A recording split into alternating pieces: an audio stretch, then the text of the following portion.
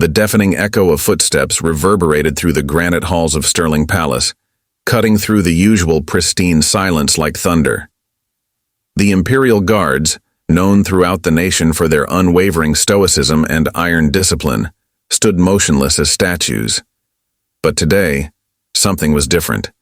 For the first time in their centuries-old history, their legendary composure was about to be shattered, and those who dared to test them would learn a lesson they'd never forget.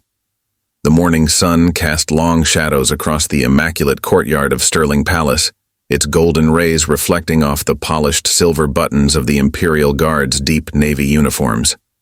Commander Marcus Drake, a towering figure with steel-gray eyes and shoulders that bore the weight of 15 years of service, surveyed his team with quiet pride. The Imperial Guards weren't just any security force. They were the living embodiment of the nation's dignity and tradition. Before we jump back in, tell us where you're tuning in from. And if this story touches you, make sure you're subscribed, because tomorrow, I've saved something extra special for you. Selected from thousands of applicants, they underwent 3 years of grueling training before earning the right to wear the distinguished Silver Eagle insignia on their chest. Their mandate was simple yet profound: protect the palace and maintain absolute composure no matter the circumstance. Drake had seen his share of challenges during his tenure: protesters hurling insults, tourists attempting to provoke reactions, even the occasional drunk trying to breach the palace gates. Through it all, the Imperial Guards remained steadfast, their faces carved from stone, their resolve unshakable. It was this unwavering discipline that had earned them a reputation as the most respected ceremonial guard unit in the world. This particular morning felt different, though. Drake couldn't shake an unsettling feeling as he watched Lieutenant Sarah Chen, his second-in-command, conducting the morning inspection. Chen, with her razor-sharp attention to detail and unflinching dedication, moved down the line of guards, checking every button, every crease, every polished boot. "Sir," Chen approached Drake, her voice low and measured, "there's been unusual activity near the East Gate. The local security cameras picked up a group of individuals conducting what appears to be surveillance." Drake's expression remained neutral, but his mind was already analyzing the potential threats. The East Gate had always been a vulnerable point. It faced the bustling Augustine district, where the city's more rebellious elements tended to gather. Recently, there had been whispers of a new group making waves in the district, calling themselves the Sovereign Riders. "Keep the rotation as scheduled," Drake commanded, his voice steady. "But double the surveillance on the East Gate. I want to know the moment anything seems out of place." The morning progressed with its usual precision. The changing of the guard ceremony drew its regular crowd of tourists, their cameras flashing as the Imperial Guards executed their choreographed movements with mechanical perfection. But beneath the surface, tension simmered. By midday, the sun had reached its peak, and the first signs of trouble appeared. The rumble of modified engines echoed through the narrow streets leading to the palace, growing louder with each passing moment. Drake, positioned at his usual post by the main gate, caught sight of them first. A group of motorcycles appeared, their chrome gleaming aggressively in the sunlight. Their riders, clad in black leather adorned with silver chains and patches, moved with deliberate slowness past the palace gates. At their head rode a man whose very presence seemed to radiate defiance: Victor the Viper Caney, the notorious leader of the Sovereign Riders. Drake had heard of Caney. Former military, dishonorably discharged, with a reputation for methodically dismantling the reputations of authority figures he deemed unworthy. The Imperial Guards had been his latest obsession, their stoic nature a challenge he couldn't resist. The tourists, sensing the shift in atmosphere, began to back away from the gates. The usual bustle of cameras and excited chatter died down, replaced by an uneasy silence. Lieutenant Chen shifted almost imperceptibly, her hand brushing against her ceremonial sword, a movement so slight only Drake would notice it. Caney brought his motorcycle to a stop directly in front of Drake's position. The other riders formed a loose semicircle behind him, their engines idling with a threatening purr. The air grew thick with tension as Caney removed his helmet, revealing a face marked by a long scar that ran from his left temple to his jaw. "So these are the famous Imperial Guards," Caney's voice carried across the courtyard, loud enough for the gathering crowd to hear. Standing pretty in their fancy uniforms, playing soldier while real warriors are out there in the world. Drake remained motionless, his gaze fixed forward, even as Caney dismounted his motorcycle and approached the gate. The commander could feel the eyes of his team, of the public, of everyone present fixed on this moment. Years of training held firm, but something in the air told him this confrontation was about to escalate beyond anything they had faced before. Little did anyone know this was just the beginning of a day that would shake Stirling Palace to its very foundations, and test the Imper Kane's presence at the gates quickly drew a crowd. Tourists who had come for the usual pomp and ceremony now found themselves witness to something far more intriguing. The sovereign riders, 12 in total, remained mounted on their machines, the low rumble of their engines creating an ominous backdrop to the unfolding scene. "You know what I find interesting?" Caney projected his voice, playing to the growing audience. He circled in front of Commander Drake like a predator sizing up its prey. These guys train for years just to stand still. No real combat, no real purpose, just standing around looking pretty. Behind him, a rider with a shock of crimson hair, known in the underground as Red Martinez, revved his engine aggressively. The sound echoed off the palace walls, causing several tourists to jump. Yet the Imperial Guards remained motionless, their discipline holding firm. Lieutenant Chen, still at her post, caught a subtle signal from Drake, a barely perceptible tilt of his head. She understood immediately and discreetly activated her communication device, alerting the palace's tactical response team to be on standby. Something about these riders felt different from the usual troublemakers they encountered. Caney approached the gate, his boots scraping against the pavement with deliberate slowness. The scar on his face seemed to deepen as he smiled, but the expression never reached his eyes. "I did some research on your commander here," he announced, pointing at Drake. "Former special operations, wasn't it?" "Before you decided to become a mannequin?" the crowd murmured. It was well known that Imperial Guards' personal histories were kept strictly confidential. The fact that Caney had this information suggested something more sinister than simple provocation. A young woman in the crowd raised her phone to record the scene, but one look from Red Martinez made her quickly lower it. The sovereign riders had positioned themselves strategically around the perimeter, their presence becoming more menacing with each passing moment. "Let me tell you all a story," Caney continued, now addressing the crowd directly, "about how your precious Imperial Guards got their positions. You see, it's not about merit, it's about connections, about who you know, about maintaining the illusion of power." Drake's expression remained impassive, but his mind was racing. How had Caney accessed classified information? Who was feeding him these details? The implications were troubling. This wasn't just about public harassment anymore. Another rider, a woman with steel gray hair tied in tight braids, Sierra Ghost Thompson, dismounted her bike and joined Caney. She carried herself with military precision, her movements calculated and controlled. "Show them, Victor," she said, her voice carrying across the courtyard. "Show them what we found." Caney reached into his jacket, producing a folder with official military seals. The sight of it caused Drake's jaw to tighten imperceptibly. Only Chen noticed the minute change in her commander's demeanor. Those were official personnel files, documents that should have been secured in the military's highest security databases. "Shall we discuss your last mission, Commander?" Caney's voice dropped to a dangerous whisper. "The one that landed you this cushy position? Or should we talk about why Lieutenant Chen here was really transferred from her previous post?" The tension in the air became palpable. Several tourists began to back away, sensing that this confrontation was veering into dangerous territory. But others drew closer, phones discreetly recording despite the rider's intimidating presence. A third rider, massive in stature and known only as Tank, rolled his motorcycle forward. The machine was custom-built to accommodate his enormous frame, and the ground seemed to tremor with each rev of its engine. "Time's ticking, Commander," he growled. "Your perfect little world's about to get very complicated." Drake maintained his forward gaze, but his mind was processing everything. The coordinated positioning of the riders, their military-grade intelligence, the precision of their psychological warfare. This was no random act of defiance. Preparing and narrating this story took us a lot of time, so if you are enjoying it, subscribe to our channel. It means a lot to us. Now back to the story. The Sovereign Riders had planned this meticulously, and they were just getting started. Lieutenant Chen watched as more phones emerged from the crowd, live streaming the confrontation.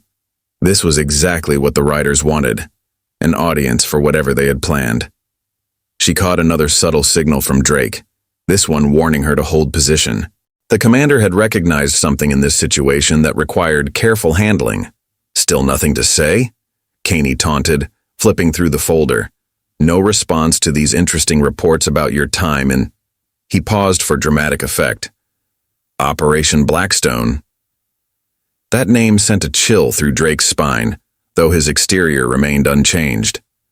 Operation Blackstone was supposed to be buried so deep that even speaking its name could result in immediate military detention. The fact that Caney knew about it meant this situation was far more dangerous than anyone could have anticipated. The sun had risen higher now, its heat beating down on the courtyard as the confrontation continued to escalate. The Sovereign Riders had created a powder keg of tension, and they were holding a lit match. But what no one in the crowd realized was that behind Drake's stoic expression, a strategy was forming.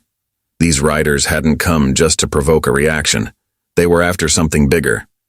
And as Commander Marcus Drake stood unflinching at his post, he knew that maintaining the Imperial Guards' composure wasn't just about tradition anymore. It was about preventing these provocateurs from achieving their true objective, whatever that might be. The stage was set for a confrontation that would test not just the Guards' discipline, but their very purpose in the modern world. The breaking point came without warning. Caney, growing increasingly frustrated with the Guards' unwavering composure, suddenly slammed the classified folder against the palace gates.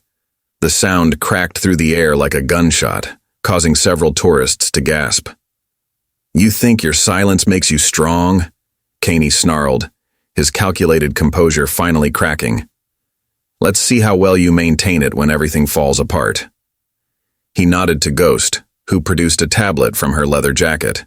The large display screens around Sterling Palace, normally showing historical information and tour details, suddenly flickered to life with unauthorized footage. The video showed grainy but clear images of what appeared to be a military operation gone wrong, Operation Blackstone. Drake's peripheral vision caught the footage, and for the first time, a microscopic twitch appeared at the corner of his eye. The classified operation had been buried for good reason. It had ended with civilian casualties, though the full truth had never come to light. "Tank," Caney called out, his voice carrying an edge of dangerous anticipation.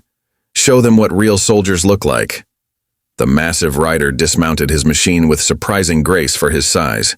He approached the gates, standing directly in front of Drake. Up close, the contrast was striking. Tank towered over the commander by at least half a foot, his leather vest barely containing his muscled frame. "I was there that day, Commander," Tank spoke, his voice unexpectedly soft, but carrying undercurrents of rage.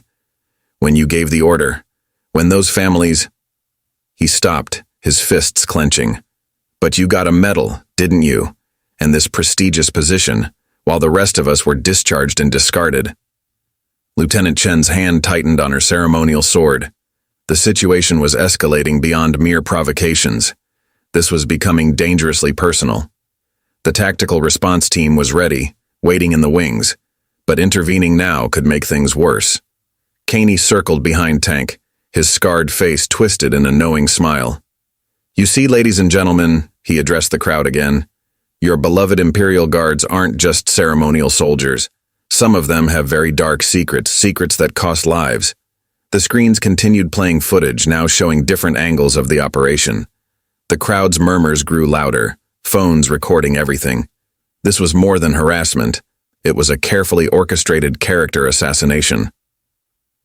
Red Martinez had positioned his bike closer to the gates, the engine's rumble providing an ominous soundtrack to the unfolding drama. "Time to make a choice, Commander," he called out. "Break your precious silence and tell the truth, or we start releasing names. Names of people who died because of your orders." Drake remained motionless, but his mind was racing through options. The Sovereign Riders had orchestrated this perfectly. Any response would validate their accusations, while maintaining silence would make him appear guilty to the watching world. Then Tank took a step too far. He reached through the gates, his massive hand moving to grab Drake's collar. "Look at me when I'm talking to you, Commander," he growled. What happened next occurred in the span of heartbeats. Drake's hand shot up, catching Tank's wrist in a grip that made the larger man's eyes widen in surprise. The movement was so swift, so precise, that many in the crowd didn't even register it at first. The commander hadn't shifted his position or changed his expression, but the atmosphere in the courtyard transformed instantly. "Remove your hand," Drake spoke for the first time, his voice quiet but carrying an authority that made even Caney take a step back. "Now." Tank tried to pull away, but Drake's grip was like steel. The larger man's face reddened with a mix of pain and embarrassment. "You're breaking character, Commander," he managed to say through gritted teeth. "Isn't that against your precious rules?" "The rules," Drake replied, still maintaining perfect posture despite the tension in his grip, "also cover appropriate responses to physical threats. Would you like a demonstration?" The crowd had fallen completely silent. The Imperial Guards' image was built on their stoic nature, their unwavering composure. But in this moment, they were witnessing something else. The steel beneath the ceremony, the warrior beneath the ritual. Caney's face darkened. This wasn't how he'd planned this confrontation to go. "Release him," he ordered Drake, "or the next footage we show will be of the children, the ones who never made it out of that building." Drake's grip tightened fractionally, causing Tank to wince. "Lieutenant Chen," he called out, his voice still eerily calm, "please inform our guests about Section 47 of the Imperial Guard protocols." Chen's voice rang out clear and firm. "Section 47 states that any individual threatening physical harm to a guard or attempting to breach palace security may be subject to immediate and proportional response, regardless of ceremonial duties." The tension in the courtyard could have been cut with a knife. The Sovereign Riders had come prepared for many scenarios, but this controlled, measured show of force wasn't one of them. They had expected either continued passivity or an emotional outburst. Instead, they were facing something far more dangerous: disciplined strength. Drake finally released Tank's wrist, the larger man stumbling back slightly. "You have 30 seconds to clear the gates," the commander stated, his gaze now fixed directly on Caney. "After that, we stop being ceremonial." The challenge had been issued, and now everyone present waited to see who would make the next move. The footage continued playing on the screens, but somehow its impact had diminished in the face of this new development. The Imperial Guards had shown they were more than just statues in uniform. They were a force to be reckoned with, and this was only the beginning. The 30 seconds ticked by like an eternity. Caney stood his ground, his face a mask of calculated defiance, while Tank rubbed his wrist where Drake's grip had left visible marks. The crowds around the palace gates had grown larger, drawn by the tension and the unauthorized footage still playing on the display screens. "You think this is just about Operation Blackstone?" Caney's voice carried a dangerous edge. "Your little display of force doesn't change anything, Commander.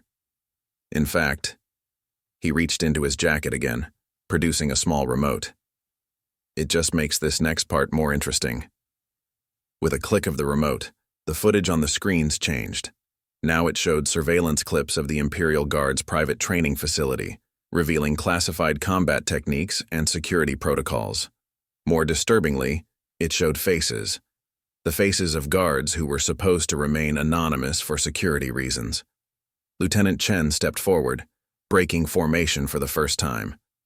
"Sir," she addressed Drake, her voice taut with controlled urgency, "they've breached the internal security network." That was all she managed to say before chaos erupted. Red Martinez and 3 other riders suddenly gunned their engines, racing their motorcycles directly at the palace gates. The crowd scattered in panic as the bikes weaved through them at dangerous speeds. At the same time, Ghost activated something on her tablet, and the palace's emergency sirens began blaring. Drake's response was immediate and decisive. "Imperial Guards, Sigma Protocol," he commanded, his voice cutting through the chaos. The guards moved with practiced precision, shifting from their ceremonial stance into a defensive formation that few had ever witnessed. The charging motorcycles skidded to a halt as they faced a wall of highly trained guards, no longer bound by their ceremonial constraints. The transformation was remarkable, their movements fluid and lethal, their ceremonial uniforms no longer symbols of pageantry but armor of authority. "You've made a serious miscalculation," Drake announced, his voice carrying over the blaring sirens. "Lieutenant Chen, secure the perimeter. Sergeant Wells, protect the civilians." But Caney was smiling, a cold, knowing smile that suggested this chaos was exactly what he'd planned for. "Have I?" He pressed another button on his remote, and suddenly the palace's main gates began to open of their own accord. "Your security systems are compromised, Commander. Everything you've built, everything you've hidden, it's all coming down today." The Imperial Guards moved swiftly to manually override the gate mechanisms, but the damage was done. The Sovereign Riders revved their engines, preparing to breach the gap before it could be closed. That's when Drake did something unprecedented in the history of the Imperial Guards.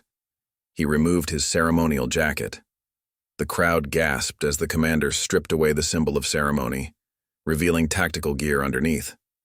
Other guards followed suit, the transformation from ceremonial unit to combat-ready force happening in seconds. "Last warning," Drake's voice was ice-cold. "Stand down, or face the consequences." Tank launched himself forward, using his massive frame to try to keep the gates from being closed. Two guards moved to intercept him, but the big man was stronger than they anticipated. He managed to push one aside and grab the second by the throat. The moment Tank's hand made contact with the guard's throat, Drake moved. His movement was a blur of practiced precision, years of combat training unleashed in a single fluid sequence. He struck Tank's elbow at exactly the right point to break his grip, then followed with a sweep that sent the larger man crashing to the ground. "Now!" Caney shouted, and the Sovereign Riders launched their coordinated assault. Red Martinez and his group accelerated through the partially open gates, while Ghost's fingers flew across her tablet, triggering more security malfunctions throughout the palace grounds. But the Imperial Guards were no longer bound by ceremony. They moved like a single organism, their training revealing its true purpose. Chen led one group to secure the main entrance while Wells organized the evacuation of civilians from the area. Drake stood at the center of the storm, his commands precise and measured. "Disable their vehicles," he ordered. "Non-lethal force only. They want a spectacle. Don't give them one." The guards moved with surgical precision, using their ceremonial batons with devastating effectiveness against the motorcycle engines and wheels. Red Martinez's bike went down first, sliding across the courtyard in a shower of sparks. Two more riders followed, their machines disabled by perfectly placed strikes. Caney watched his plan begin to unravel, but his smile never wavered. "It doesn't matter," he shouted over the chaos. "The footage is already streaming live. The world is seeing who you really are." "The world," Drake replied as he moved toward Caney with predatory grace, "is seeing exactly what we want them to see."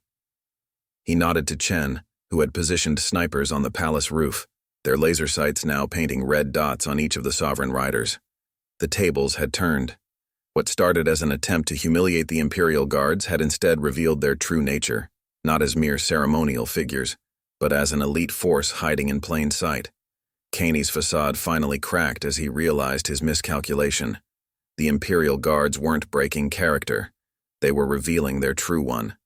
And as Drake approached him, moving with the lethal grace of a seasoned warrior, Caney understood that he had initiated a conflict he wasn't prepared to finish. The first battle was ending, but the war for truth and revenge was just beginning. And the Imperial Guards had shown they were more than capable of fighting it. In the aftermath of the initial confrontation, Sterling Palace's courtyard resembled a battlefield frozen in time. Disabled motorcycles lay scattered across the pristine grounds, their engines still ticking as they cooled. The crowds had been safely evacuated, leaving an eerie silence broken only by the gentle whir of security cameras pivoting to track every movement. Drake stood at the center of it all, his tactical gear a stark contrast to the ceremonial uniform he'd discarded. The Sovereign Riders, now disarmed and contained, were being held in a secure formation by the guards. Caney, however, maintained his defiant posture despite being effectively neutralized. "Lieutenant Chen," Drake called out, his voice carrying across the courtyard. "Status report." Chen approached swiftly, her tablet displaying real-time security data. "Perimeter secured, sir. Palace systems are being purged of their malware, but—" She hesitated, lowering her voice. "They managed to download significant data before we cut them off, and the live stream of Operation Blackstone reached over 2 million viewers." Drake's jaw tightened imperceptibly. "And our countermeasures?" "In place, sir. Major Reynolds has already initiated Protocol Omega. Any attempts to share or repost the footage are being blocked, but—" She glanced at Caney, who was watching their exchange with unsettling intensity. "The damage to our public image may already be done." From his position under guard supervision, Tank let out a dark chuckle. "Public image? You're worried about public image when the truth about Blackstone is finally coming out?" "Silence," ordered Sergeant Wells, but Drake held up a hand. "Let him speak," the commander said, turning to face Tank. "You seem to know so much about Blackstone. Tell me, were you there when the orders changed? When the original mission parameters were altered?" For the first time, uncertainty flickered across Tank's face. Ghost, still holding her disabled tablet, spoke up. "We know enough. We know about the civilians, about the cover-up, about how you know what you were meant to know." Drake cut her off, his voice sharp as a blade. "Did you ever ask yourselves why you were given access to that classified information? How conveniently it fell into your hands?" Caney's expression shifted subtly, a micro-expression that didn't escape Drake's notice. The commander had seen that look before, in interrogations when a suspect realized they might be a pawn in someone else's game. Lieutenant Chen's tablet suddenly lit up with urgent notifications. "Sir, we're detecting unauthorized access attempts at multiple security points around the palace. Someone's still trying to breach our systems." "Of course they are," Drake replied, his eyes never leaving Caney. "Because this was never about exposing the truth. This was about creating a distraction." The revelation hung in the air like smoke. Several of the Sovereign riders exchanged confused glances, but Caney's face remained impassive. "Sergeant Wells," Drake called out. "How many entry points does Sterling Palace have?" 17, sir," Wells responded promptly. "And how many are we currently monitoring?" "All of them, sir." Drake smiled, but there was no warmth in it. "Number. We're monitoring all the official entry points. But this palace was built 3 centuries ago. Lieutenant Chen, scan the old blueprints, check for any sealed tunnels or maintenance passages, particularly beneath the east wing." Chen's fingers flew across her tablet. After a moment, her eyes widened.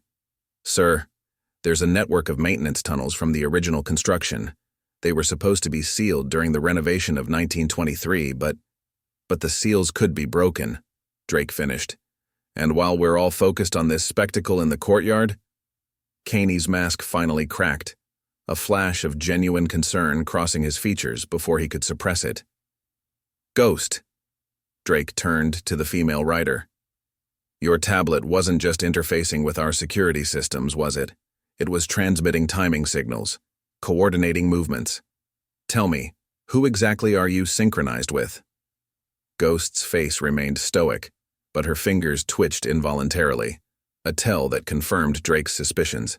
"Lieutenant Chen, full subsurface scan. Now." The tension in the courtyard ratcheted up as Chen's tablet processed the scan. Seconds stretched like hours, until finally, her voice cut through the silence. "Multiple heat signatures detected in the old tunnel system, sir. They're already beneath the east wing, moving toward the secure archives." The Sovereign riders had been a diversion, a sophisticated, well-planned diversion, but a diversion nonetheless. Someone had gone to extraordinary lengths to ensure the Imperial Guards would be focused on this public spectacle, while the real operation unfolded beneath their feet. Drake's mind raced through the implications. The leaked footage, the synchronized attack, the sophisticated cyber breach. This operation had the hallmarks of professional military planning. The Sovereign riders were skilled, but they were proxies for someone far more dangerous. "Sir," Chen's voice carried a note of urgency. "What are your orders?" Drake looked at the contained riders, then at the palace where centuries of secrets lay vulnerable to unknown intruders. They had maintained their composure through the public confrontation, but now they faced a far more complex challenge. The real battle was about to begin, and this time, the stakes were higher than mere reputation. "Lieutenant Chen, you have command here. Sergeant Wells, select your best team. We're going hunting." Drake's voice was cold with purpose. It's time to show them why the Imperial Guards are more than just ceremonial soldiers. The tension in the courtyard was building toward something bigger, something that would test not just their combat skills, but everything they stood for.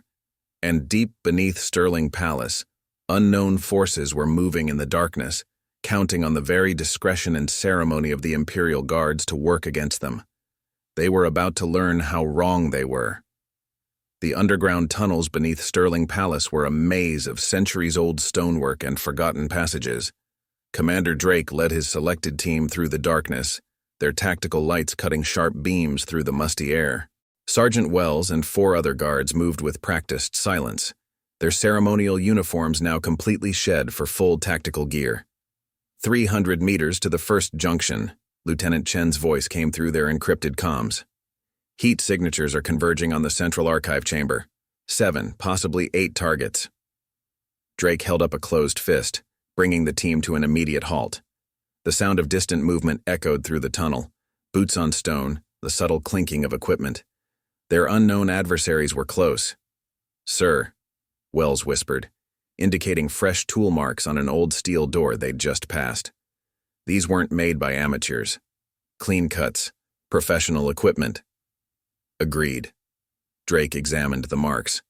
Military precision. Whoever's down here knew exactly what they were looking for and exactly how to get to it. He activated his comm. "Lieutenant, what's the status above ground?" "The Sovereign Riders are secured, but Kaney's becoming increasingly agitated. He keeps checking his watch, sir. I think they're on a timetable." A sudden burst of static cut through their comms, followed by an unfamiliar voice. "Commander Drake, I was wondering when you'd figure it out." The voice was smooth, cultured, with the faintest trace of an accent Drake couldn't quite place. The entire team froze, realizing their supposedly secure communication channel had been compromised. "Since we're all professionals here," the voice continued, "I'll be direct. The archives contain something that doesn't belong to the palace. We're here to retrieve it. Stay out of our way and this ends quietly." Drake signaled his team to move forward, their footsteps silent on the ancient stone. "You've gone to extraordinary lengths to create this diversion," he responded. "The Sovereign Riders, the leaked footage compromising our systems. Why not just ask for what you want through official channels?" A soft chuckle echoed through the comms. "Because, Commander, official channels would require official documentation. Questions would be asked, and some questions are better left unasked." Suddenly, the tunnel lights flickered to life, old emergency systems awakening after decades of dormancy. The unexpected illumination forced Drake's team to adjust their tactics, moving from shadow to shadow as they advanced. "Chen," Drake whispered into his comm, "they're in our power systems now. Full lockdown of the archive chamber. Nothing gets in or out without physical override." "Already done, sir, but..." Chen's voice carried an edge of concern. "They're not trying to get into the archives. According to these heat signatures, they're already inside. They're trying to keep us out." The realization hit Drake like a physical blow. This wasn't a breach in progress. It was an extraction. Whoever these people were, they'd been in the archives for hours, maybe days, using the Sovereign Riders' distraction as cover for their escape. "Commander," the accented voice returned, "your reputation for tactical thinking doesn't disappoint.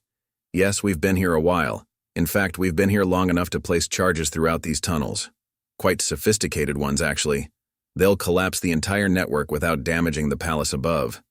Quite considerate of us, don't you think?" Wells exchanged a look with Drake. This wasn't just an escalation. It was a carefully orchestrated trap. "You're bluffing," Drake responded, even as he signaled his team to mark potential exit routes. These tunnels are part of the palace's foundation. Collapse them, and the entire east wing comes down. An interesting theory. Care to test it? A deep rumble shook the tunnel, and dust rained down from ancient stone arches. It wasn't a collapse, but a warning, a demonstration of power and preparation. Last chance, Commander, walk away.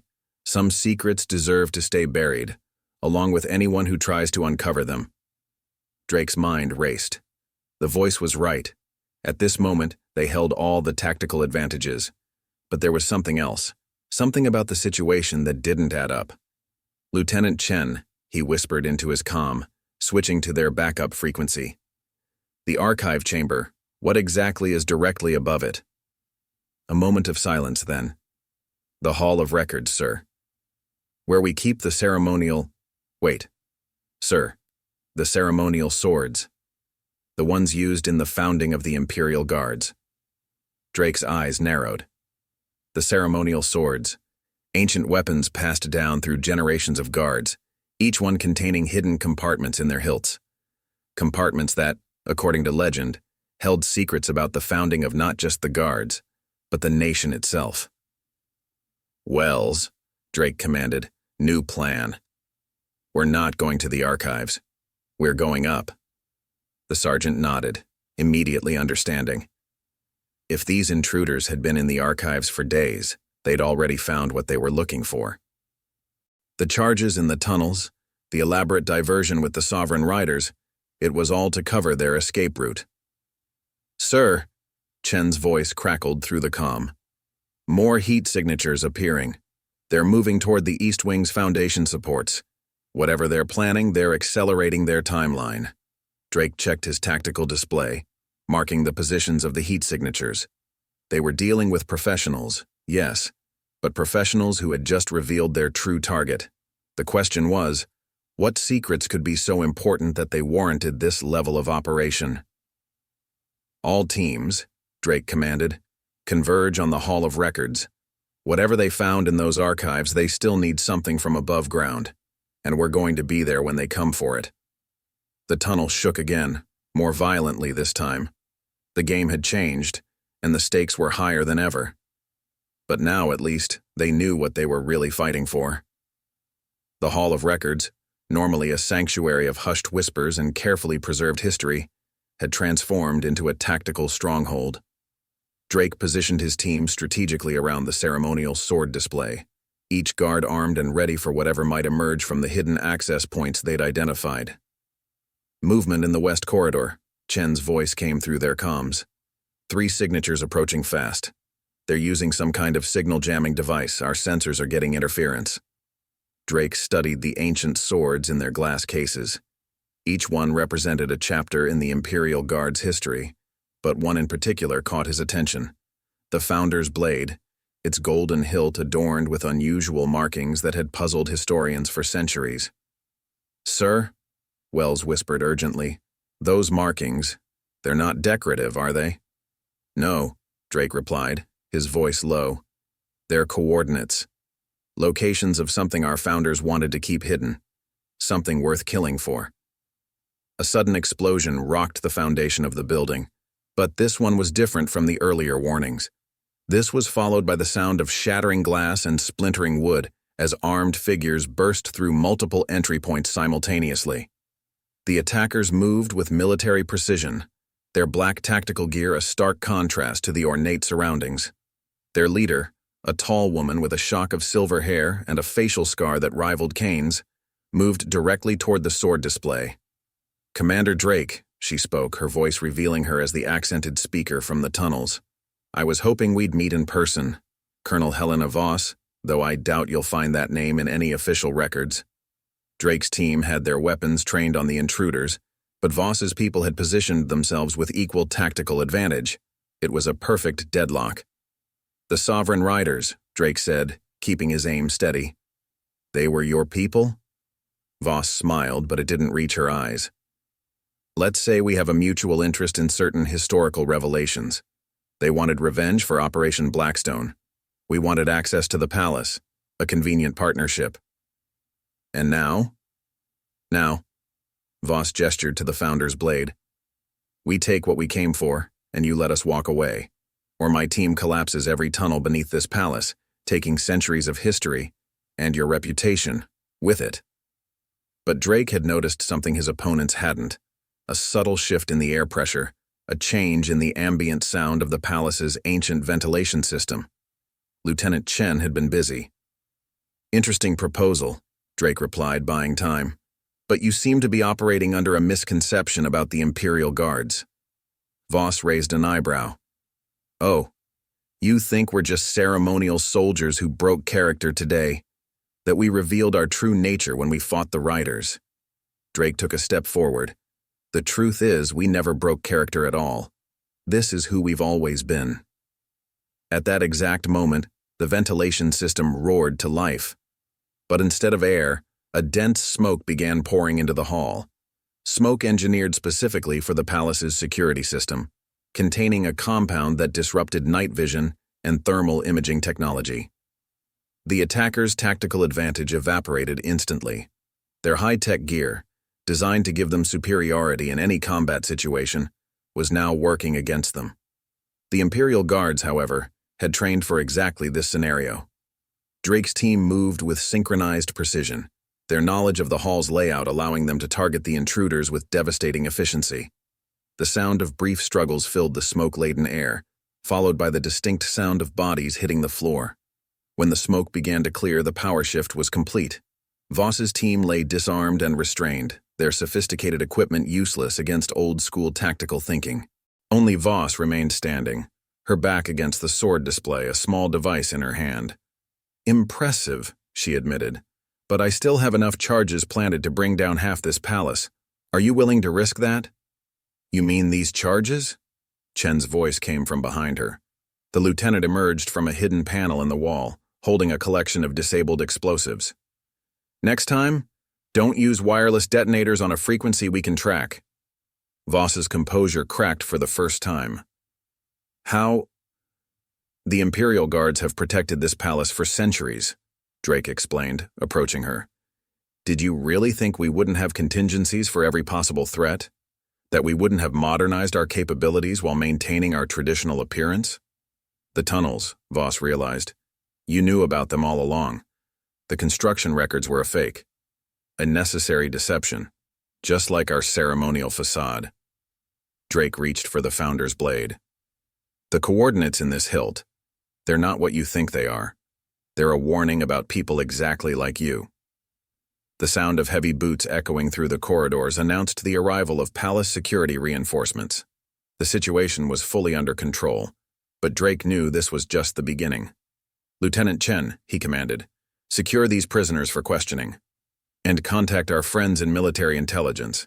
I believe Colonel Voss here has some explaining to do about Operation Blackstone, the real Operation Blackstone. The power had shifted, not just in this immediate confrontation, but in the public's understanding of what the Imperial Guards truly were. They hadn't broken character today. They'd revealed their true purpose as the last line of defense against those who would threaten everything they protected.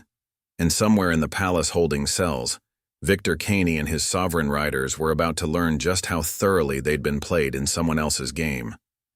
The interrogation chamber deep within Sterling Palace was a stark contrast to the ornate halls above. Commander Drake stood watching through one-way glass as Colonel Voss sat handcuffed to a steel table, her earlier confidence replaced by calculating silence. Sir? Lieutenant Chen approached, holding a tablet displaying decoded data. We've finished analyzing the files from their devices. This goes deeper than we thought. Operation Blackstone wasn't their real target. Drake's eyes narrowed. Explain. They were after something called the Sterling Protocol, apparently hidden within the palace archives since the founding of the Guards.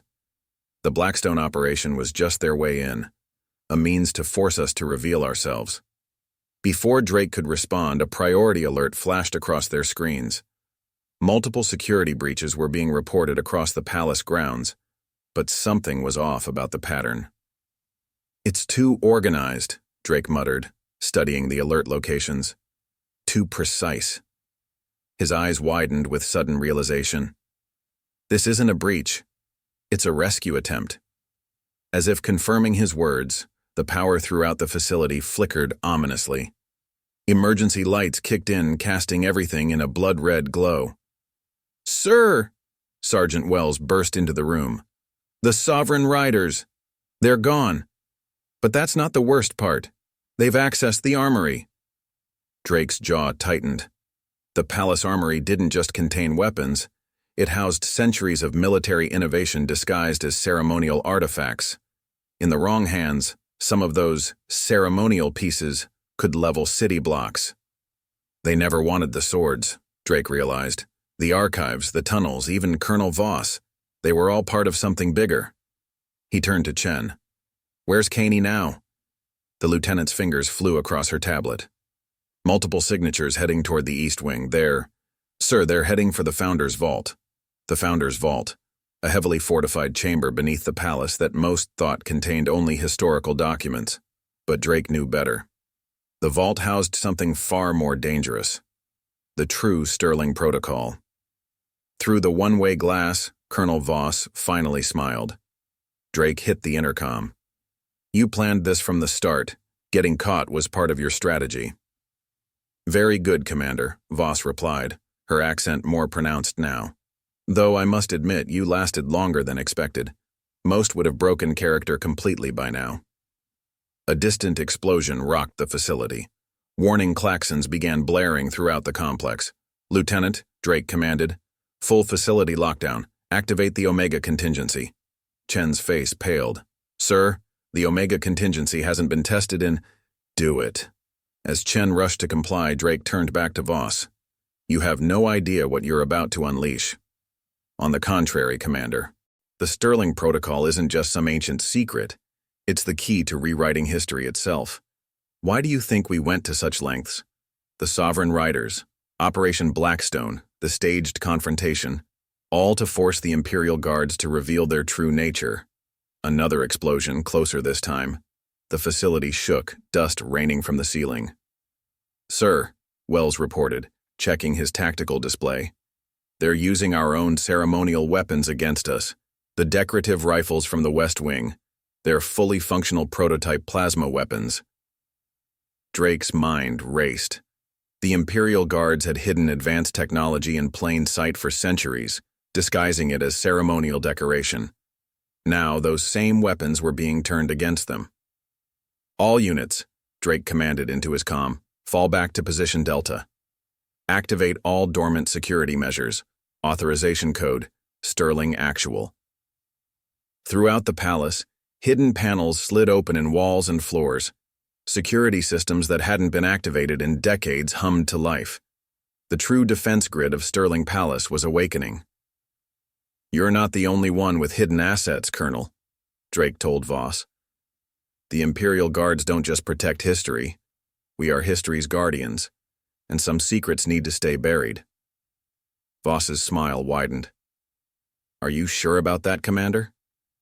Are you sure you even know what you're protecting?" Before Drake could respond, Chen burst back into the room. "Sir, the Omega contingency, it's not responding correctly. The system is activating protocols we didn't even know existed." The facility's lighting shifted from red to a deep purple, a color scheme no one had ever seen before. Ancient machinery could be heard grinding to life deep within the palace walls. "What have you done?" Drake demanded of Voss. "We haven't done anything, Commander. Your Omega contingency just activated something far older than the Imperial Guards themselves. The true Sterling Protocol is awakening." The floor beneath them began to vibrate with increasing intensity. Through the facility's windows, they could see parts of the palace transforming, ancient stone shifting and reconfiguring itself through some impossible mechanism. "Sir," Wells called out, his voice tense, "you need to see this." Drake moved to the window, and what he saw made his blood run cold. Sterling Palace wasn't just a building housing ancient secrets. It was the secret itself. The entire structure was changing, revealing technology that shouldn't have existed centuries ago when it was built. "Beautiful, isn't it?" Voss remarked from her seat. "The Imperial Guards were never meant to just protect the palace. They were meant to protect what the palace really is, the key to power beyond imagination." As the transformation continued, Drake realized the game had changed completely. Everything they thought they knew about their purpose, their history, even their own organization, was about to be challenged. And somewhere in the chaos, Kaney and his sovereign riders were about to unlock something that had been hidden since the founding of their nation, something that would change everything. Sterling Palace was transforming before their eyes. Ancient stone walls split and reconfigured, revealing gleaming metal frameworks beneath centuries-old facades. The ceremonial guard posts that had stood for generations now housed advanced weapon systems, their decorative fixtures concealing technology that defied modern understanding. "Lieutenant Chen," Drake commanded, his eyes fixed on the impossible sight before them. "Find Kaney. Now." Chen's fingers flew across her tablet, but the palace's transformation was interfering with their tracking systems. "Sir, the structural changes are creating blind spots in our surveillance, but..." She paused, studying the data. "There's heavy energy usage in the Founder's vault. Whatever they're doing down there is drawing massive power." Colonel Voss watched the chaos unfold with evident satisfaction, despite her restraints. "You still don't understand what's really happening, do you, Commander? Why do you think the Sovereign Riders were so easily manipulated? Why their hatred of the Imperial Guards ran so deep?" Drake turned to face her. "Because you fed them lies about Operation Blackstone." "No," Voss smiled. "Because we fed them the truth about their own history. The Riders aren't just some criminal gang, Commander. They're descendants of the original Palace Guards, the ones who were cast out when the Imperial Guards were founded." The revelation hit Drake like a physical blow. He'd studied the Guards' history extensively, but there had always been gaps in the records, convenient omissions that no one questioned. "Sir!" Wells burst into the room. "We've got movement in the lower levels.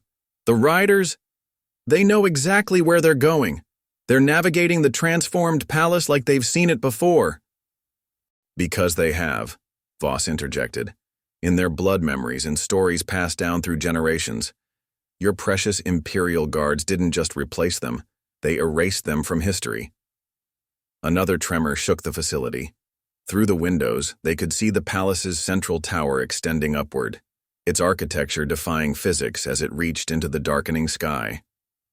"Lieutenant," Drake's voice was tight with tension, "release the Colonel's restraints." "Sir?" Chen questioned, but moved to comply. "We need her," Drake explained, his eyes locked on Voss. "Because she's not just working with the Riders. She's one of them. Aren't you, Colonel?" Voss rubbed her newly freed wrists, her smile turning predatory. "Very good, Commander. My great-grandfather was among those cast out. We've spent generations planning this moment, waiting for the right time to reclaim what was stolen from us. And now you want revenge." "No." Voss stood, her bearing regal despite her disheveled appearance. "We want partnership. The Sovereign Riders may be driven by vengeance, but some of us understand the bigger picture. The Sterling Protocol wasn't meant to be controlled by any one group.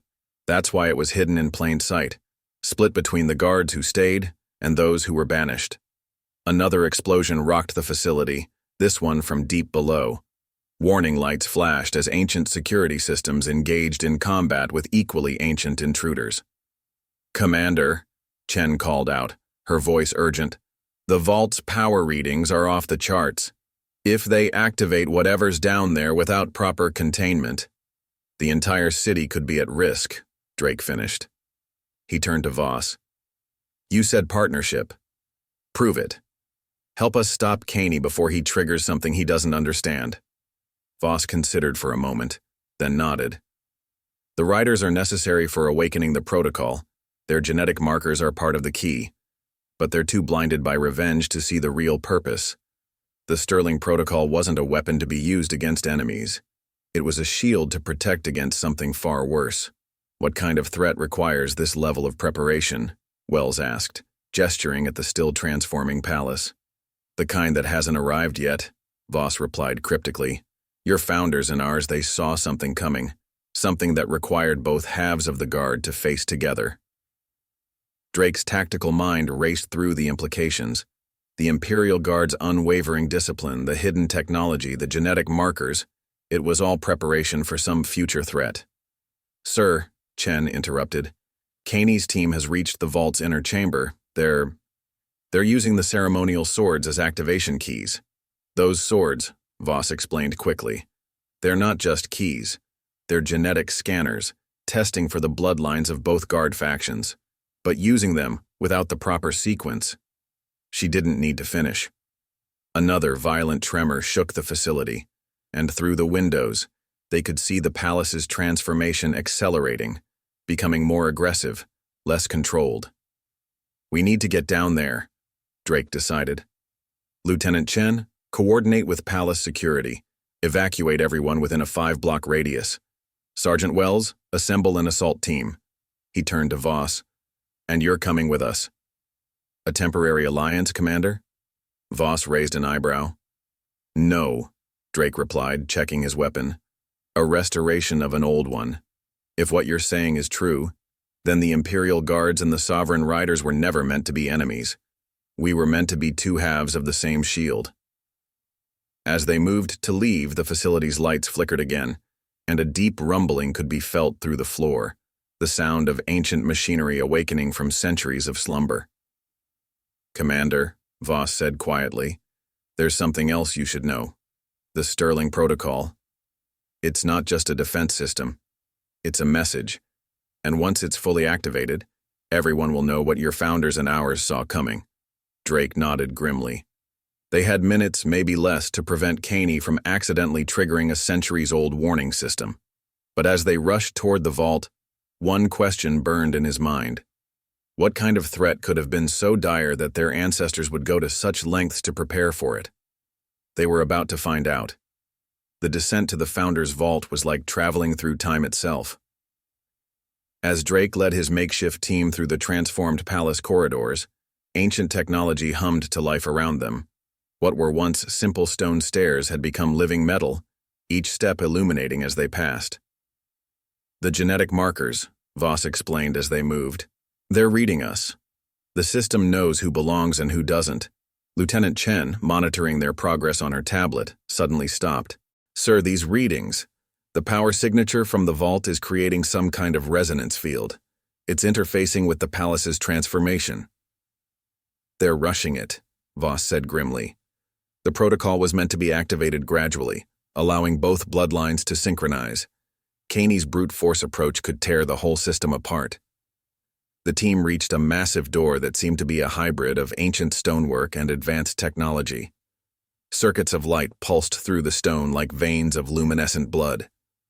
"Commander," Wells reported, checking his tactical display, "we've got multiple heat signatures inside. The riders have taken defensive positions around some kind of central platform." Drake studied the door, noting the familiar symbols etched into its surface, the same markings that had appeared on the ceremonial swords. "Colonel, you said both bloodlines are needed. What happens if the protocol is activated with only one?" "Catastrophic failure," Voss replied without hesitation. "The system becomes unstable, dangerous. Your founders and ours built in this failsafe deliberately. Unity wasn't just symbolic. It was mechanical necessity." Another tremor shook the facility, stronger than before. Dust and small debris rained from the ceiling as ancient machinery strained against its rushed awakening. "Sir," Chen's voice was urgent, "structural integrity in the upper levels is failing. Whatever we're going to do, we need to do it now." Drake made his decision. "Colonel Voss, you're with me. Lieutenant Chen, coordinate with surface teams. Begin emergency protocols. Sergeant Wells, you and your team hold this position. No one else gets in." "And if Kaney has already started the activation sequence?" Wells asked. "Then we're about to find out if centuries of preparation were worth it," Drake replied grimly. He placed his hand on the door's surface and the circuits of light responded, reading his genetic signature. Voss did the same, and the massive portal began to open with a sound that was both ancient stone grinding and advanced hydraulics working in impossible harmony. The chamber beyond was breathtaking. A vast circular room, its walls lined with technology that bridged centuries. In the center, a raised platform held what appeared to be a control interface, its surface covered in the same symbols as the ceremonial swords. And there, Arranged around it in a perfect circle were the swords themselves, each one pulsing with energy. Caney stood at the platform's center, his hands hovering over the interface. The remaining sovereign riders had taken up defensive positions, their weapons, both modern and ceremonial, trained on the entrance. "Commander?" Caney called out, his voice echoing in the chamber. "Come to witness history?" "I've come to stop you from making a catastrophic mistake," Drake replied, stepping forward with his hands raised. "You don't understand what you're dealing with. No, Commander, you don't understand. These swords, this vault, this whole palace, and it all belongs to us. We're the true heirs of the Sterling Protocol." "You're half right." Voss stepped forward, causing the riders to shift their aim uncertainly. "You are heirs, Caney, but only half of the equation. The protocol needs both bloodlines." Caney's eyes narrowed as he recognized her. "Colonel? What are you doing with them?" "Trying to prevent disaster. The system is failing, Caney. Look around you, the transformation is happening too fast, too violently. We need to shut it down and start over, properly this time with both bloodlines working together." Another violent tremor shook the chamber. Above them, they could hear the sounds of the palace's transformation becoming more chaotic, less controlled. "Sir," Chen's voice came through Drake's comm. "The resonance field is expanding. We're getting reports of similar transformations beginning in other historical buildings across the city. The protocol, it's spreading." Caney's hand moved closer to the interface. "You hear that? It's working. The city itself is awakening." "It's not awakening," Drake took another step forward. "It's having a seizure. Your activation sequence is corrupted without both bloodlines. You're not reclaiming your heritage, you're destroying it." The chamber's lights flickered ominously, and the hum of power around them began to rise in pitch.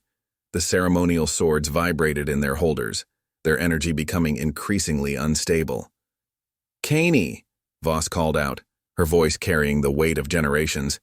"I am a rider just like you. Our ancestors were wronged, yes, but this isn't the way to right that wrong. The Imperial Guards and the Sovereign Riders were meant to be one force, divided only to protect the protocol until it was truly needed." Drake moved closer to the platform, his hands still raised. "Look at your own symbols, Caney. The Rider's crest and the Imperial Guards insignia. They're not opposing forces. They're two halves of the same shield." The chamber shuddered again, more violently this time. Pieces of the ceiling began to fall as the palace's transformation approached critical levels. Caney looked down at the interface, then at the unstable swords, doubt finally crossing his face. "How can I trust you? Either of you?" "Because," Drake replied, reaching slowly for one of the swords. "I'm about to trust you. The protocol needs both bloodlines? Then let's give it both bloodlines together." The choice now lay with Caney: trust his sworn enemies and preserve centuries of preparation, or risk destroying everything in a quest for revenge. Above them, Sterling Palace continued its chaotic transformation, waiting to see if its guardians would remember their true purpose before it was too late. The next few moments would determine not just their fate, but the fate of whatever threat their ancestors had spent centuries preparing for. Time seemed to freeze in the Founder's vault as Caney stood at the precipice of his decision.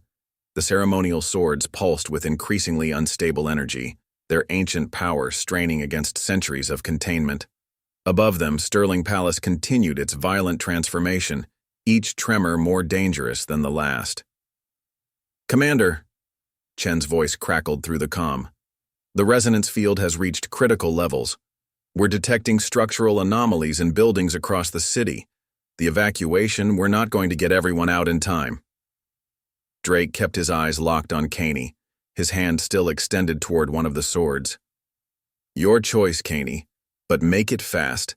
Those tremors aren't just the palace transforming, they're the protocol trying to stabilize itself without proper activation." Voss stepped forward, her movement causing several riders to adjust their aim. "Think, Caney, why would our ancestors create a system that requires both bloodlines? They weren't punishing us. They were ensuring that their descendants would have to work together when the time came." Another violent shake rocked the chamber.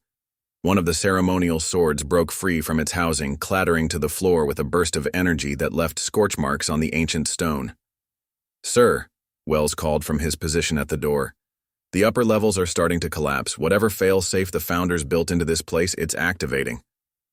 Caney's hands hovered over the interface, trembling slightly.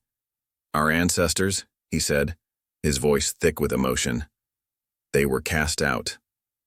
Forgotten. Erased from history. No, Voss replied firmly. They were the other half of the shield. The external guardians watching from outside while the Imperial Guards protected from within. Two perspectives, two approaches, one purpose. Drake took another step toward the platform. The protocol isn't just technology, Caney. It's a legacy, a message, but it needs all of us to be received properly. A massive tremor shook the entire chamber. Above them, the sounds of the palace's transformation had become a deafening roar. The remaining ceremonial swords vibrated in their housings, their energy reaching critical levels. Commander, Chen's voice was urgent. The resonance field, it's not just affecting buildings anymore. We're detecting some kind of temporal distortion. The protocol, it's doing something to the fabric of reality itself. Caney looked up sharply. Temporal distortion? The Founders weren't just building a weapon or a defense system, Voss explained quickly.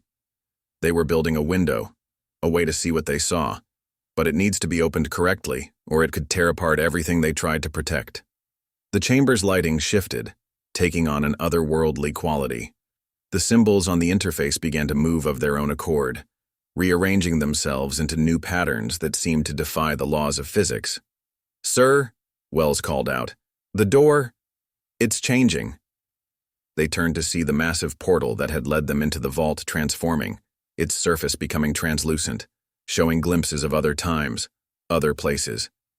The effect was spreading along the walls, turning the entire chamber into a kaleidoscope of temporal energy. The protocol, Voss breathed. It's not just awakening. It's remembering. Drake felt a pull, an almost magnetic attraction to one of the ceremonial swords. Looking at Caney, he could see the other man felt it too, their bloodlines responding to ancient programming. Commander, Chen's voice was barely audible now through the growing chaos. The city's temporal shielding is failing. If the protocol fully activates without proper synchronization, we'll create a temporal catastrophe, Voss finished. Everything our ancestors built, everything they prepared for, it'll be destroyed. Caney's hands clenched into fists. And if we work together, if we synchronize our bloodlines, then we see what they saw, Drake replied. We learn what was so important that they spent centuries preparing for it. But we have to decide now. The chamber shuddered again, and more ceremonial swords broke free from their housings. The temporal distortions were becoming more intense, showing glimpses of events that hadn't happened yet, or had happened centuries ago. Sir, Wells called out, his voice strained. The door! It won't hold much longer. Drake looked at Caney, then at Voss, then at the Sovereign Riders who still had their weapons trained on them. Your choice, Caney, but understand this, if we don't act together now, there won't be anything left to fight over.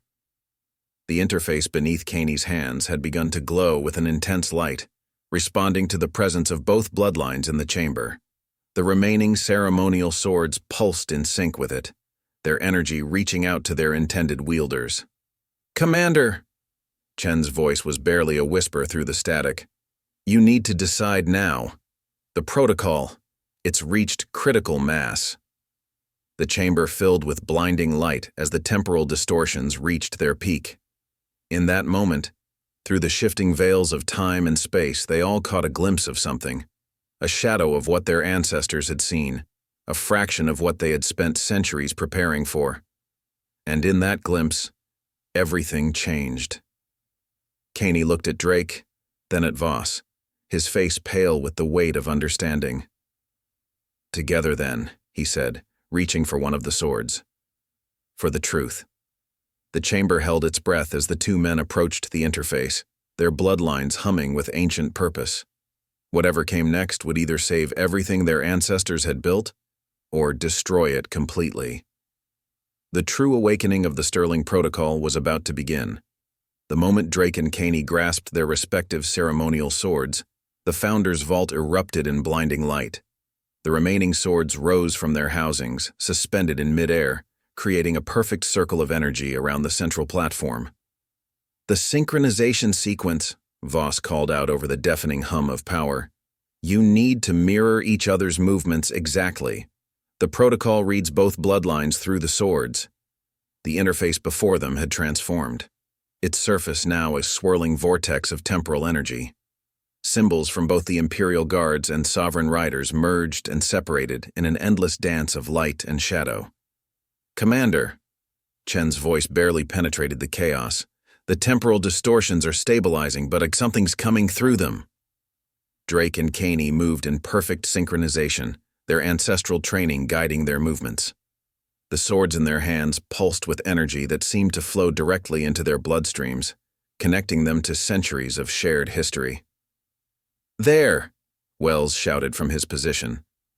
Through the translucent walls of the chamber, they could see shapes forming in the temporal distortions, glimpses of events that had led their ancestors to create the protocol.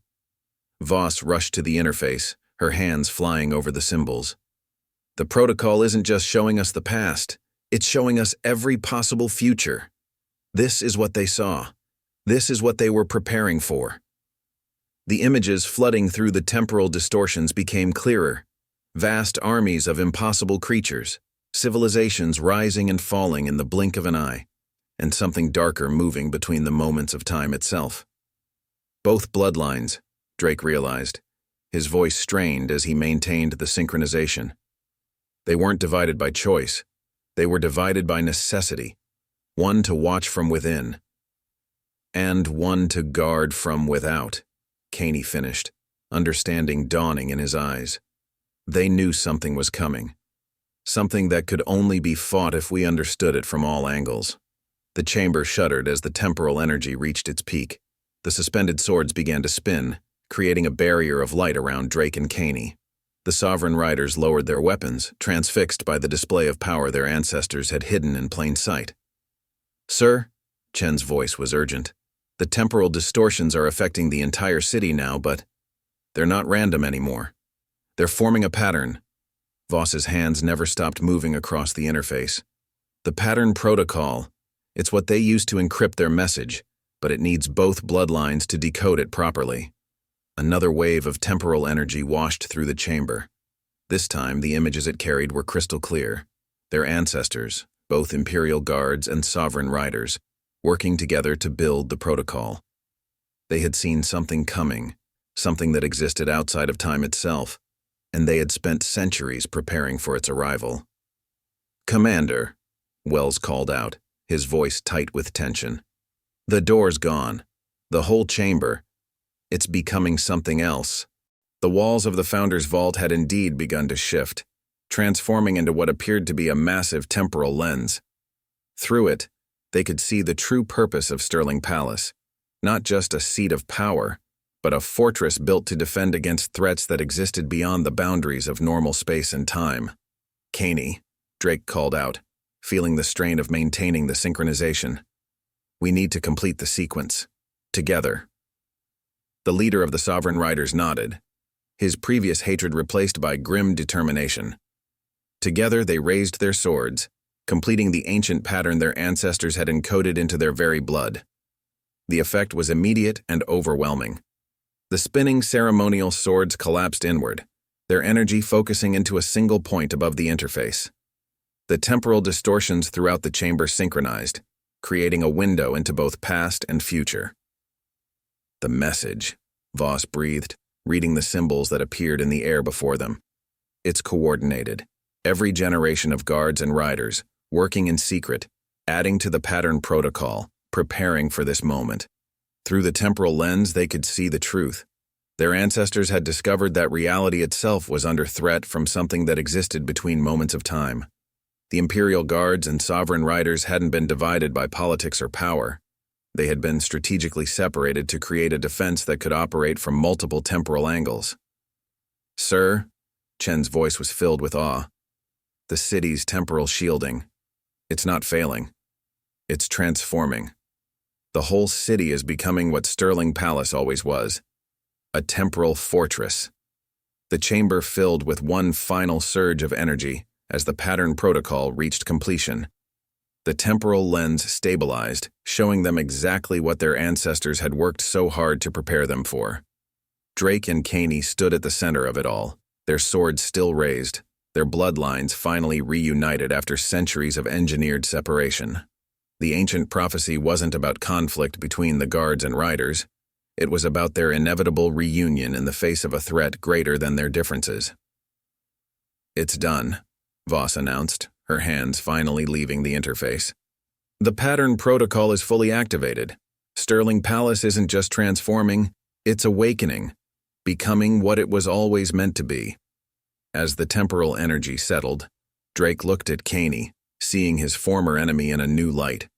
"Our ancestors," he said, "they knew we'd have to figure this out for ourselves, that the only way we'd be ready is if we chose to unite, not because we were ordered to."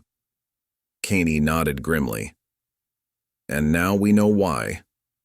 The real question is, are we ready for what comes next?" Through the temporal lens, something shifted in the spaces between moments, becoming aware of the pattern protocol's activation. The true test of their ancestors' preparations was about to begin. Sterling Palace had awakened, and with it, the real purpose of the Imperial Guards and Sovereign Riders. The battle for time itself was about to begin. The temporal lens hovering above the interface cast ethereal light throughout the transformed chamber, illuminating the faces of former enemies now united in common purpose. Drake and Caney maintained their positions, ceremonial swords pulsing with the combined power of their bloodlines, as the pattern protocol revealed its final secrets. "Commander," Chen's voice came through clearer now that the temporal distortions had stabilized. "The city's transformation is complete. Sterling Palace has become the epicenter of some kind of temporal defense grid." Through the lens, they watched as their ancestors' vision unfolded. The threat they had foreseen wasn't just an enemy.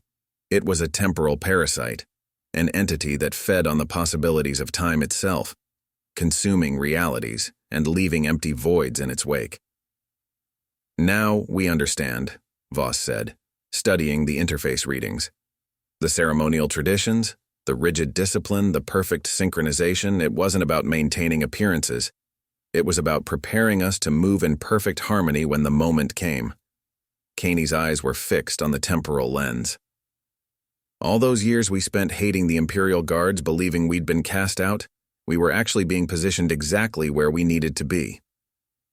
"External and internal guardians," Drake nodded.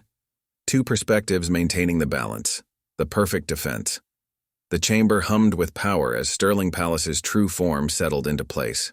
The ceremonial swords hung suspended around them, no longer just symbols of authority, but keys to a defense system centuries in the making. "Sir," Wells reported from his position, "the temporal lens, it's showing movement. Something's responding to the protocol's activation." They all watched as shapes began to form in the spaces between moments. Dark, fluid entities that seemed to bend reality around them. The temporal parasites had sensed the pattern protocol's awakening and were gathering. "This is what they saw coming," Voss breathed. "This is why they needed both bloodlines. The parasites exist between moments. You need observers in multiple temporal positions to track them, much less fight them." Drake looked at Caney, an unspoken understanding passing between them. "The Imperial Guards maintain the present," he said, "while the Sovereign Riders protect the flow of time itself," Caney finished. "We're not just guards and riders anymore. We're temporal sentinels." Lieutenant Chen's voice cut through their revelation.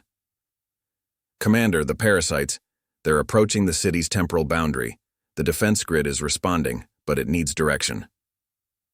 "It needs both bloodlines," Voss corrected, her hands moving across the interface. "The pattern protocol wasn't just about awakening the defenses, it's about coordinating them. You two need to synchronize again, but this time, as equals."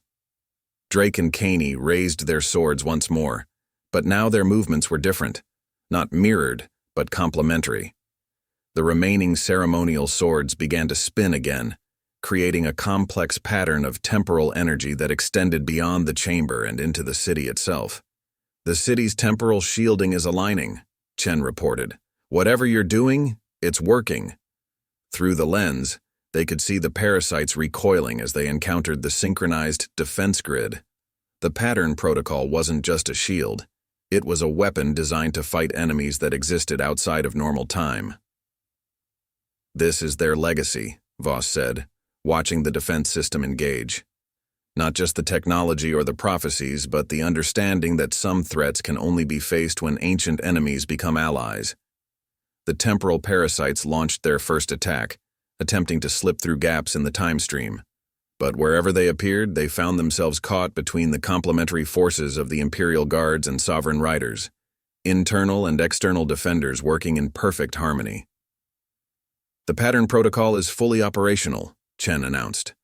The city's temporal fortress is sealed. Drake and Caney lowered their swords, but maintained their connection to the defense grid through their bloodlines. The chamber had become a command center for a battle that would be fought across multiple temporal fronts. "So what now?" Caney asked, looking at his former enemy. "Now," Drake replied, "we do what our ancestors prepared us for. We guard not just Sterling Palace, not just the city, but time itself." Voss stepped away from the interface, her role as catalyst complete. The Sovereign Riders and Imperial Guards were never meant to be separated forever. The division was temporary, a strategic necessity to create warriors who could understand both sides of the temporal coin. Then it's time to reunite properly, Drake decided. Not as two forces, but as one. The Sterling Sentinels, guardians of both space and time. The temporal lens pulsed with approval, as if their ancestors themselves were witnessing the fulfillment of their centuries-long plan. The parasites continued their assault on the city's temporal boundary, but now they faced a unified force prepared specifically to combat them. As the newly christened Sterling Sentinels took their positions around the chamber, ready to coordinate their first true defense of the time stream, Drake looked at the temporal lens one last time. Through it, he could almost see their ancestors, both guards and riders, nodding in approval.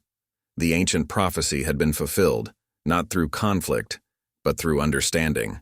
The Imperial Guards and Sovereign Riders had found their true purpose, and in doing so, had become something greater than either force could have been alone. Sterling Palace stood transformed, its true nature revealed at last. Not just a symbol of power, but a fortress defending reality itself. And within its walls, former enemies now stood united, ready to face whatever emerged from the spaces between moments. The real story of the Sterling Sentinels was just beginning. Up next, you've got two more standout stories right on your screen. If this one hit the mark, you won't want to pass these up. Just click and check them out. And don't forget to subscribe and turn on the notification bell so you don't miss any upload from us.